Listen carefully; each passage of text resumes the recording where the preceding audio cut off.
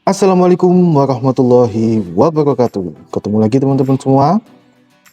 Pada kesempatan kali ini saya akan membahas tentang soal-soal CPNS. Sebelum kita membahas soal CPNS, alangkah baiknya kita berdoa terlebih dahulu agar apa yang kita laksanakan pada kali ini mendapatkan manfaat dan barokah tentunya.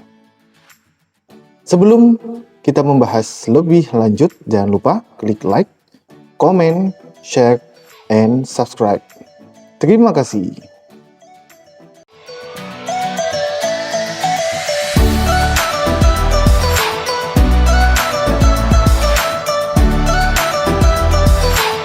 Ya, pada soal TWK kali ini tentang Pancasila, di soal nomor 1, saya bacakan soalnya terlebih dahulu. Pancasila merupakan ideologi terbuka. Dalam bidang politik, contoh keterbukaan dari ideologi Pancasila adalah, silakan dijawab. Sudah ketemu jawabannya? Sebelum kita masuk ke opsi-opsinya, apa itu ideologi terbuka? Yang menjadi kunci dari pertanyaan dari nomor 1. Menurut pengertiannya, ciri dari ideologi terbuka adalah merupakan kekayaan rohani dan moral budaya. Tidak diciptakan, tapi ditemukan dalam masyarakat itu sendiri. Menghargai pluralitas, sehingga dapat diterima oleh masyarakat luas, bersifat tidak mutlak atau fleksibel, dan isinya tidak langsung operasional. Nah, menurut ciri dari ideologi terbuka ini adalah yang mana yang paling tepat? Antara A, yaitu tidak mengimpor barang dari luar negeri, jadi kurang pas ya.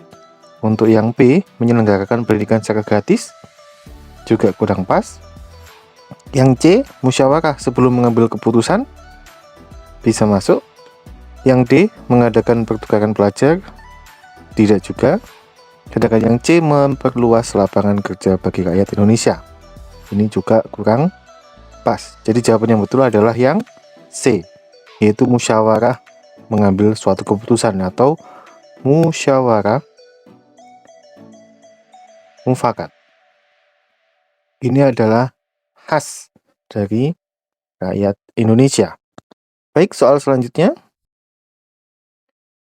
Soal nomor 2, sebelum Pancasila menjadi sempurna seperti saat ini, dalam sidang 1 BPUPKI ditunjuk 3 orang untuk mengemukakan pendapat mengenai dasar negara Indonesia yang akan dibentuk.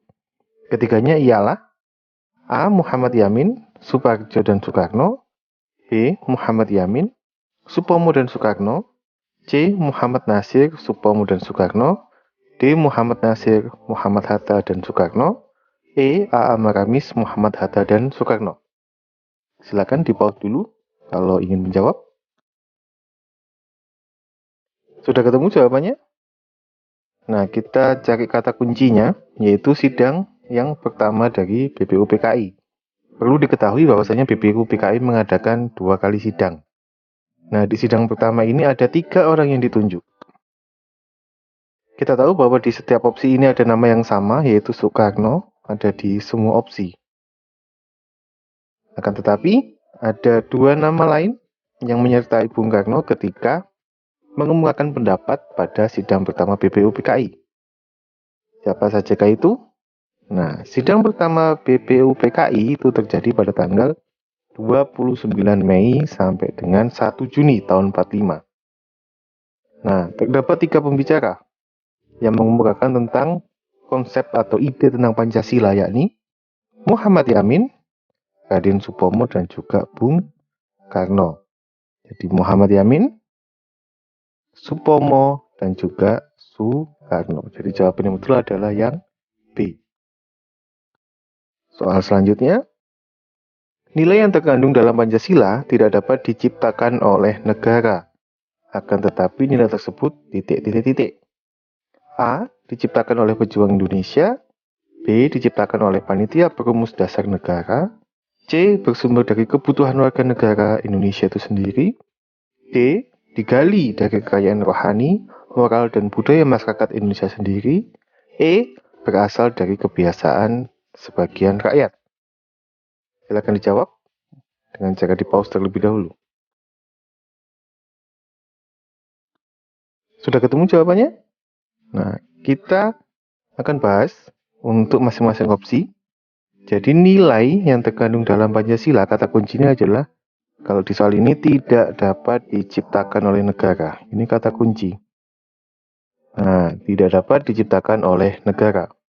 Tapi nilai tersebut titik-titik. Nah, kita ingat tadi di soal-soal sebelumnya ada ideologi terbuka, yaitu merupakan kekayaan rohani, moral, dan budaya tidak diciptakan negara, tapi ditemukan dalam masyarakat itu sendiri. Jadi jawaban yang paling betul adalah yang D. Gampang bukan?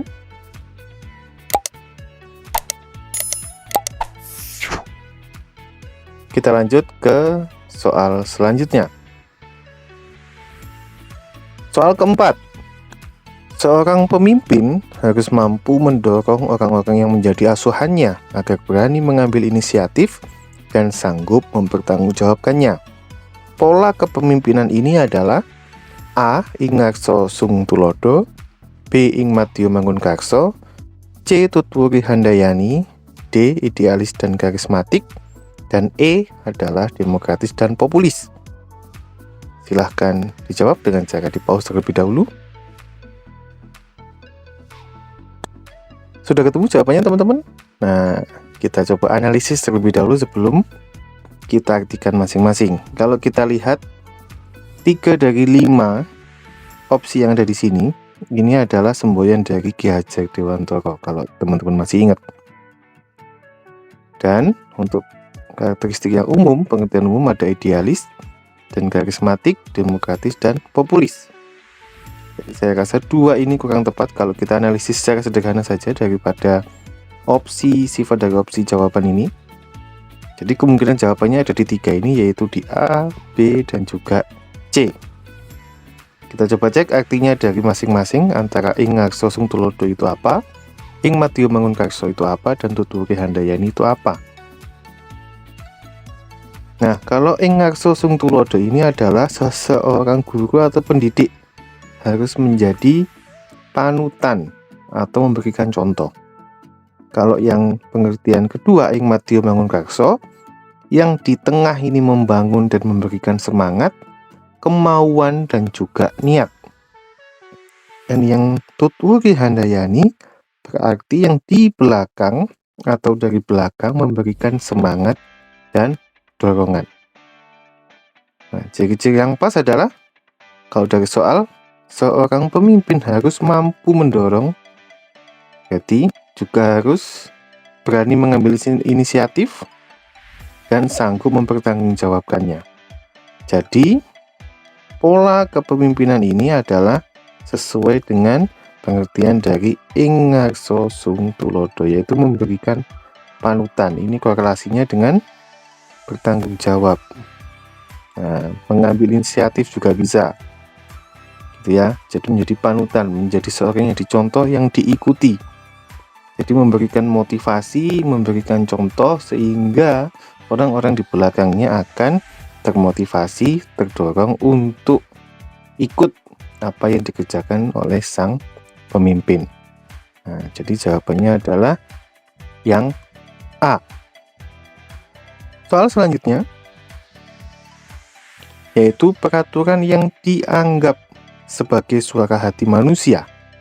Aturan hidup tentang perilaku baik dan buruk berdasarkan kebenaran dan keadilan merupakan arti dari A. Norma agama, B. Norma kesusilaan, C. Norma kesopanan, D. Norma hukum, dan E. Norma ilahi.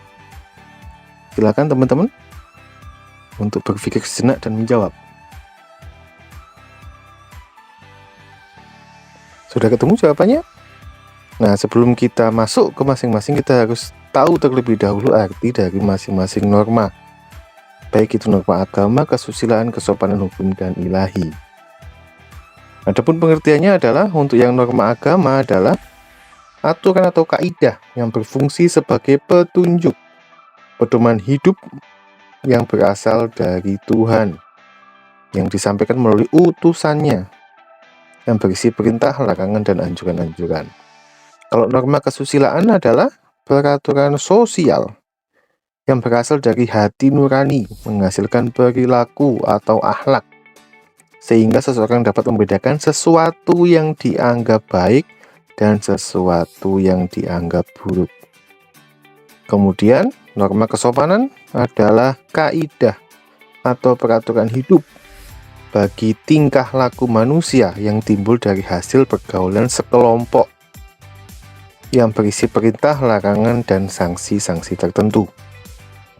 Kalau norma hukum adalah suatu rangkaian aturan yang ditujukan kepada anggota masyarakat yang berisi ketentuan, perintah, kewajiban, dan larangan agar masyarakat tercipta suatu ketertiban dan keadilan. Ini tujuan akhir dari norma hukum. Kalau norma ilahi adalah yang mengatur tata hubungan kaidah-kaidah dalam arti khusus atau kaidah ibadah murni, mengatur cara dan upacara hubungan langsung antara manusia dengan sesamanya dan makhluk lain di lingkungannya. Jadi yang paling pas adalah di sini ada kata kunci, yaitu tentang perilaku baik dan buruk. Nah, jadi untuk jawaban dari soal nomor 5 adalah yang mana? Yuk, dari suara hati manusia. Nah, jawabannya sudah pas, yaitu norma kesusilaan dari hati nurani, sehingga menghasilkan atau dapat membedakan sesuatu yang dianggap baik atau sesuatu itu dianggap buruk. Jadi korelasinya dengan norma kesusilaan. Oke, next. Soal nomor 6. Sikap kritis dan inovatif sangat dominan pada era perkembangan zaman seperti dewasa ini. Tetapi cara penyampaiannya harus tetap pada karakteristik dan budaya bangsa yang bersumber pada norma ... Ada 5 opsi: agama, kesusilaan, kesopanan, filsafat, dan adat istiadat. Di soal sebelumnya kita sudah tahu apa pengertian dari masing-masing norma. Silahkan dijawab oleh teman-teman semua. Sudah ketemu jawabannya? Akan kita bahas. Yang pertama adalah norma agama. Sesuai pengertian di soal sebelumnya adalah suatu aturan atau kaidah yang berfungsi sebagai petunjuk, pedoman hidup yang berasal dari Tuhan, yang disampaikan melalui utusannya, yang berisi perintah, larangan, dan anjuran-anjuran. Kalau norma kesusilaan adalah peraturan sosial yang berasal dari hati nurani, yang menghasilkan perilaku atau akhlak, sehingga seseorang dapat membedakan sesuatu yang dianggap baik dan sesuatu yang dianggap buruk. Kemudian norma kesopanan adalah kaidah atau peraturan hidup atau value atau nilai bagi tingkah laku manusia yang timbul dari hasil pergaulan sekelompok itu, yang bersifat perintah, larangan, dan sanksi tertentu.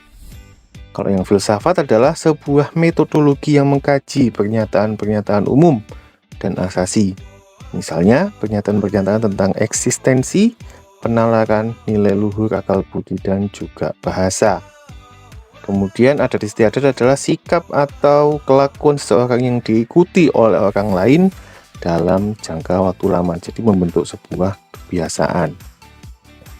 Nah, terkait dengan soal nomor 6, kita cari kata-kata kuncinya di sini adalah untuk sikap kritis dan inovatif sangat dominan pada era perkembangan zaman seperti dewasa ini. Ya, tetapi cara penyampaian tetap pada karakteristik dan budaya bangsa. Nah, karakteristik dan budaya bangsa yang bersumber pada norma yang pas adalah norma kesopanan. Nah, karena norma kesopanan ini mengatur pada karakteristik sikap bangsa Indonesia, yang itu sopan santun, yang dipegang teguh dari zaman dulu sampai dengan saat ini, yang seharusnya tidak luntur. Nah, seperti itu ya teman-teman. Mohon maaf, betul adalah kesopanan. Nah, oke. Soal berikutnya, nah ini menjadi tugasnya teman-teman untuk menjawab, yaitu soal nomor 7. Salah satu nilai pengamalan Pancasila yang dapat dilakukan di lingkungan sekolah atau kampus, yaitu A. meningkatkan kedisiplinan dalam mengisi kemerdekaan. B. Menunjukkan rasa kecintaan yang tinggi terhadap masyarakat, bangsa, dan juga negara. C. Kesadaran untuk menjaga persatuan dan kesatuan bangsa. D. Menolong sesama teman yang membutuhkan tanpa membedakan. Dan yang E adalah membawa buku sesuai jadwal pelajaran. Silahkan teman-teman pikirkan dan jawab. Tulis jawabannya di kolom komentar. Cukup sekian dari saya. Kita lanjut pada soal-soal berikutnya. Terima kasih.